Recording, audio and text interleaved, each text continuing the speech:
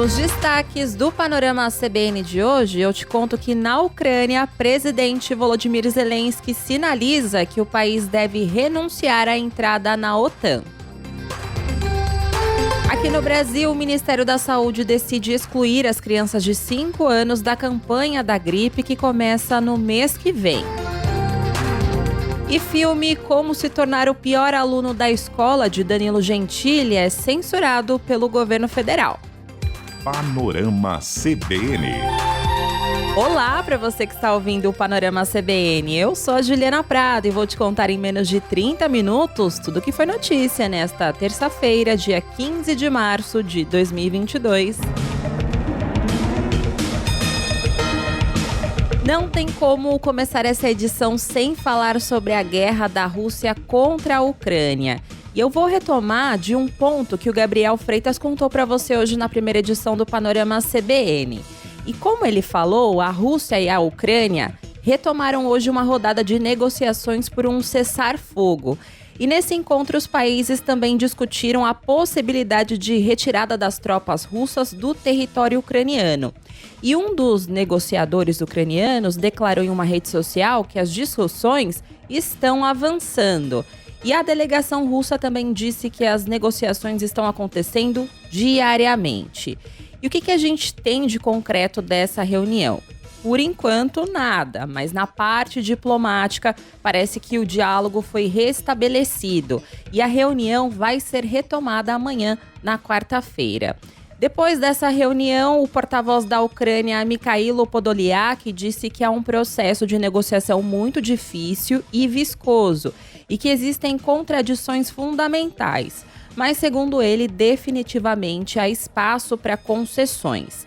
E ele finalizou dizendo que durante o intervalo, esse trabalho de discussão vai continuar em subgrupos. E o assessor do chefe de gabinete da presidência da Ucrânia disse ainda que a guerra no país talvez termine no mais tardar no começo de maio. Ele disse que até lá a Rússia vai ficar sem recursos para promover a ofensiva. O assessor disse também que é possível haver um acordo de paz entre 1 ou 2 semanas, assim como outra rodada de ataques com a participação de combatentes sírios. E outra sinalização de que o fim da guerra está em um horizonte próximo é que o presidente ucraniano Volodymyr Zelensky sinalizou que o país deve renunciar à entrada na OTAN. Você vai ouvir agora um trecho dessa fala que foi traduzida de forma simultânea pela Globo News. Nós entendemos que a Ucrânia não é o membro da OTAN. Nós entendemos isso, nós somos adequados. Nós escutamos durante anos sobre portas abertas, mas já escutamos que não podemos entrar, e isso é verdade e temos que aceitar. Eu estou contente que nosso povo começa a entender isso e contar somente com próprias forças e dos parceiros que nos ajudam. A Ucrânia não pretende ativizar o 5º artigo do acordo da OTAN e nós falamos sempre sobre isso, que nosso céu tem que ser protegido igual como o céu da aliança. Mas nós entendemos que sempre existe um mas e como vai ser a resposta da OTAN. Essa sinalização que você ouviu é bem importante porque essa é uma das condições de Moscou para o fim dos avanços militares em território ucraniano. E em vários pronunciamentos que foram feitos hoje ao longo do dia, Zelensky disse que os países precisam reconhecer que a Ucrânia não vai se tornar membro da organização e que não sente que as portas da OTAN não estão mais abertas para a adesão do país.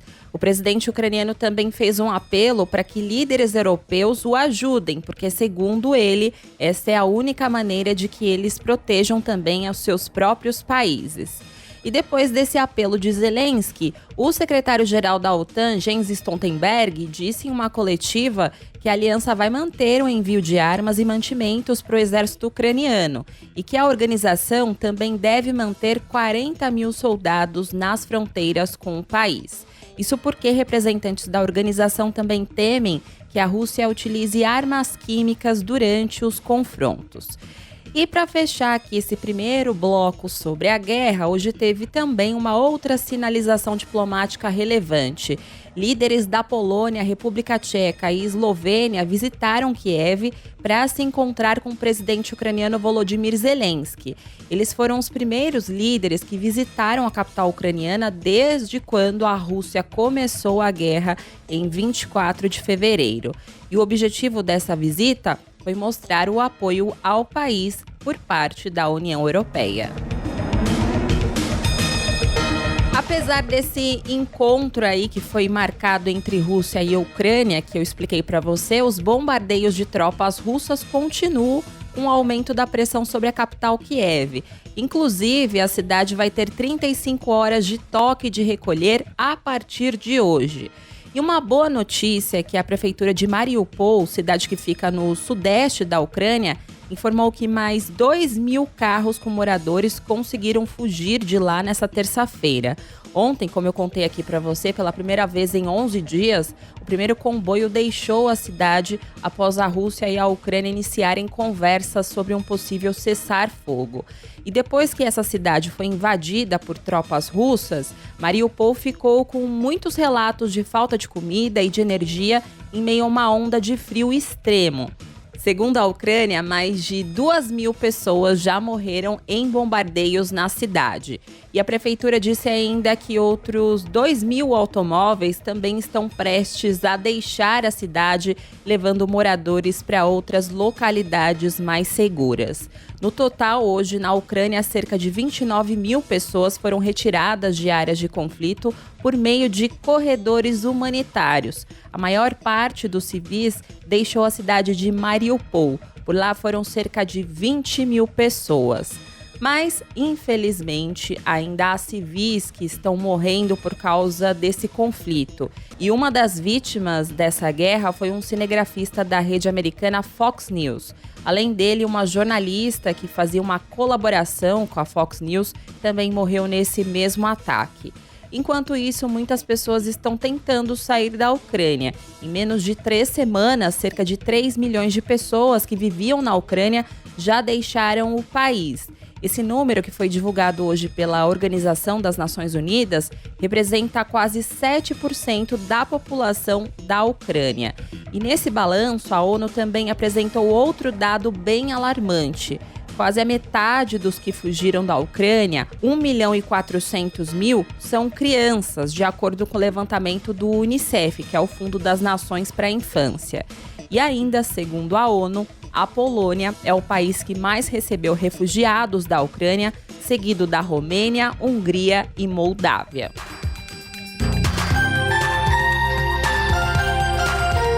Agora vamos para as notícias aqui do Brasil e eu começo falando sobre saúde. Hoje o Ministério da Saúde disse que o Brasil confirmou os 2 primeiros casos da variante Delta Cron no Amapá e também outro no Pará. E o que é essa Delta Cron? É tipo um Pokémon que evoluiu, simplesmente assim. Nesse caso, essa nova cepa combina características genéticas da variante Delta e da variante Ômicron. Por isso que o nome final da evolução é Delta Cron. Essa nova cepa ela está sendo monitorada pela Organização Mundial da Saúde depois que os primeiros casos foram identificados na França. E depois que o ministro Marcelo Queiroga comunicou a existência desses 2 casos, ele disse que a nova variante exige monitoramento, mas que as orientações são as mesmas de antes. Essa variante é uma variante de importância e requer o monitoramento. Então, as variantes são classificadas como variantes de importância, variantes de preocupação, e as autoridades sanitárias estão aqui para, diante dessas situações, tranquilizar a população brasileira. As medidas são as mesmas e se eu tivesse, meu amigo e minha amiga que me ouve, de indicar uma medida, é a aplicação da dose de reforço. E uma das preocupações das autoridades sanitárias é justamente com a cobertura vacinal na região norte.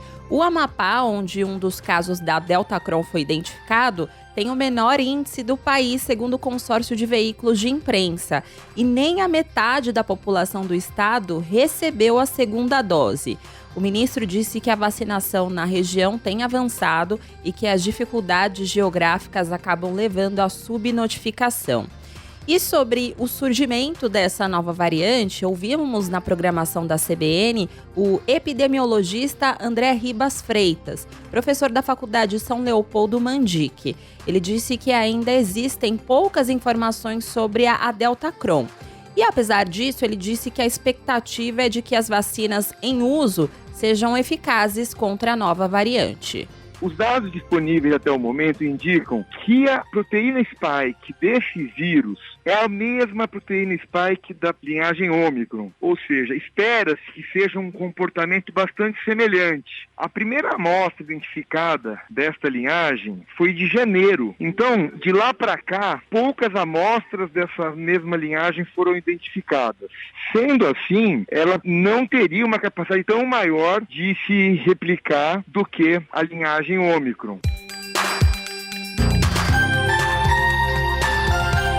Eu trago para você agora uma informação exclusiva da nossa repórter de Brasília, Thaís Oliveira. Ela apurou que o Ministério da Saúde decidiu excluir as crianças de 5 anos da campanha da gripe, que começa no mês que vem.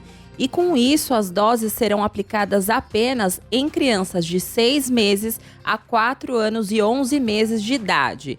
E o que é curioso nessa história é que as crianças que têm até 5 anos e 11 meses tiveram direito à vacina da gripe nos últimos 3 anos.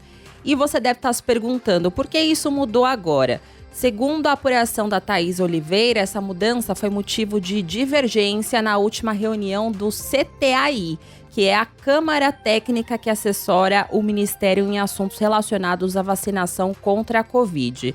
O governo federal chegou a alegar que precisava reduzir o público-alvo da campanha pelo risco de falta de seringas. Essa decisão também vale para a campanha contra o sarampo, que costuma seguir a faixa etária da gripe para facilitar a vacinação das crianças. Depois dessa reportagem, o Ministério da Saúde foi procurado pela CBN, mas ainda não se manifestou até o fechamento desse podcast. Sobre esse assunto, a Thaís Oliveira ouviu o infectologista Dalci Albuquerque Filho, que é membro da Associação Brasileira de Medicina Tropical.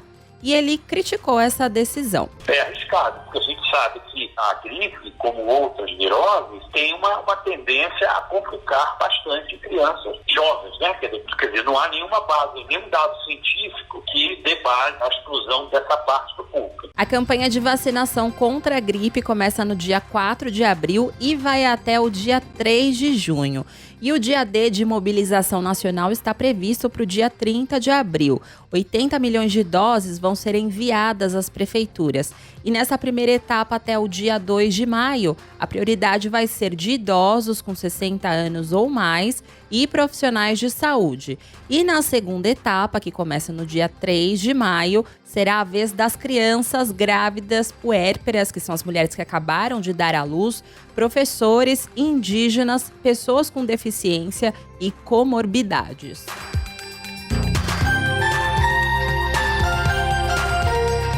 Agora eu vou falar sobre um caso de censura no Brasil, isso mesmo, em pleno ano de 2022. E a história é a seguinte: a Secretaria Nacional do Consumidor, vinculada ao Ministério da Saúde, determinou que plataformas de streaming como Netflix, Amazon e Globoplay, além do YouTube, suspendam imediatamente a exibição do filme Como se tornar o pior aluno da escola. Essa decisão saiu um dia depois de uma forte reação nas redes sociais. E a polêmica é em torno de uma cena com Fábio Porchat, que faz o papel de um pedófilo. E na cena ele retrata um assédio sexual a 2 garotos. E quem escreveu esse filme foi o humorista Danilo Gentili. Na decisão, a Senacom diz que é necessário proteger a criança e o adolescente. E o que chama a atenção nessa história é que esse filme é de 2017 e só agora foi criticado após a internet fazer o alerta. Além disso, na época que esse filme foi lançado, ele foi elogiado até por bolsonaristas. E por fim, outro alerta que eu preciso fazer, esse filme ele segue o Guia Prático de Classificação Indicativa, que foi criado pelo próprio Ministério da Justiça. Por isso, esse filme não é recomendado para menores de 14 anos. E essa decisão saiu um dia depois do próprio ministro da Justiça, Anderson Torres, declarar nas redes sociais que já tinha determinado aos vários setores do Ministério que adotassem as providências cabíveis. E como eu falei para você, esse assunto é bem polêmico, né? E aí a gente resolveu ouvir na programação da CBN pessoas que atuam na área para saber a avaliação deles sobre esse assunto. E a cineasta Cibele Amaral, por exemplo, disse que esse assunto é realmente delicado e complexo, mas nunca deve ser tratado como censura. Eu penso que ela é muito complexa e delicada, porque de um lado eu repudio a pedofilia e eu mesma sou uma vítima de abuso, então vejo como muito grave qualquer tipo de incentivo ou até um tratamento leviano do tema. Eu também não acredito que a gente precise de censura nesse país. E essa atitude é censura. Muito preocupante e abre um precedente perigoso, né? Então, não creio que seja essa a forma de lidar com a situação. Já o cineasta Jimmy Figueiredo reforçou esse argumento da Cibele e disse que a decisão da Senacom abre um precedente perigoso. A censura é uma coisa terrível, nós já vivemos esses dias por aqui, né? A censura pode abrir precedentes a se proibir qualquer filme. Amanhã vão dizer que o Marighella está incentivando o terrorismo, né? Então vamos proibir o Marighella. Não é assim que se faz, gente, não é assim. Eu acho que se existe uma reação ao filme, a sociedade está se mobilizando, né? As redes sociais estão aí. Se as plataformas não cumprirem a decisão da Senacom em 5 dias, vão estar sujeitas a multa de R$50 mil, além de eventuais sanções administrativas e penais. Mas o Globoplay e o Telecine informaram que não vão cumprir a decisão e classificaram como censura a determinação do Ministério da Justiça.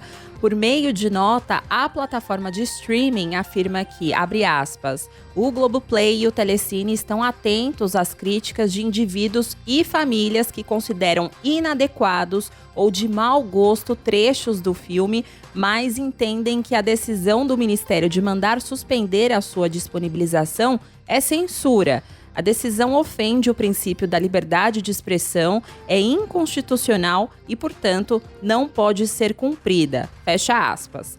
Já o apresentador e humorista Danilo Gentili disse ao jornal O Estado de São Paulo que considera estar sofrendo censura por parte do governo federal. Segundo ele, a determinação do ministério soa como oportunismo, censura e perseguição. E o humorista disse ainda que o movimento nas redes contra a obra, impulsionado principalmente por políticos bolsonaristas, serve para destratar desafetos que possuam opiniões independentes, fazer cortinas de fumaça contra problemas reais e engajar a rede deles. Isso em ano eleitoral, segundo as palavras de Danilo Gentili. Já o ator Fábio Porchat disse ao jornal O Globo que não se trata de apologia ou incentivo à prática, mas que é uma obra de ficção que busca mostrar o quanto o ato é bárbaro e repugnante.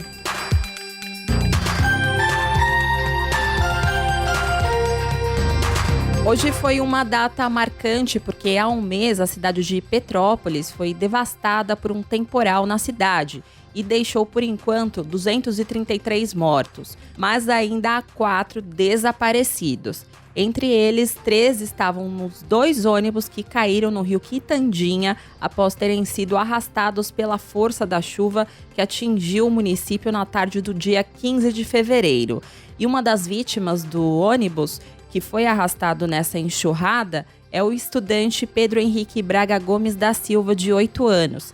Ele aparece de mochila nas imagens desesperadoras do resgate. No mercado financeiro, a Bolsa de Valores de São Paulo encerrou o dia de hoje em baixa de 0,88% aos 108.959 pontos. No mercado de câmbio, o dólar comercial fechou o dia em alta de 0,76%, cotado a R$ 5,159. Já o euro terminou negociado a R$ 5,652, com uma desvalorização de 0,83%.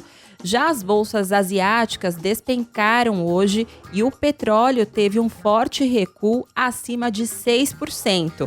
e foi negociado abaixo dos $100 o barril. Isso diante do aumento de casos de Covid na China e o isolamento de milhões de pessoas no país, o que pode indicar uma desaceleração da economia local e efeitos também na recuperação mundial, já que também está sendo afetada pela guerra na Ucrânia. E o que está acontecendo? Os investidores estão preocupados com o novo surto da doença que levou o país a decretar um lockdown em Shenzhen, que é o maior polo industrial da China. E hoje, quase 30 milhões de pessoas foram confinadas na China depois que o país registrou o maior surto de Covid em 2 anos. Só para você ter uma noção, o país registrou 5.280 casos de Covid nas últimas 24 horas. Esse é o maior número desde a primeira onda da pandemia, que aconteceu no início de 2020.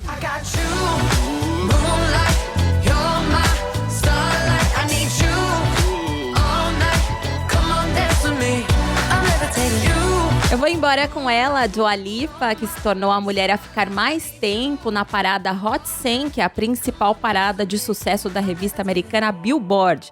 A cantora inglesa conseguiu o recorde com o hit Levitating, que você está ouvindo agora, e que entrou em segundo lugar da lista em 22 de maio do ano passado.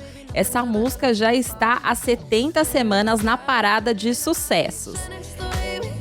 E é com esse hit que eu vou ficando por aqui. Muito obrigada pela companhia de hoje. O roteiro dessa edição foi escrito por mim e os trabalhos técnicos são do Altair Cunha. E você pode me encontrar lá nas redes sociais, no @Juliana_Deprado no Twitter e no Insta só procurar por @JulianaDeprado. E também tem o e-mail juliana.prado@cbn.com.br. E não se esqueça que amanhã tem a primeira edição do Panorama CBN com o querido Gabriel Freitas. Beijos pra você e até mais!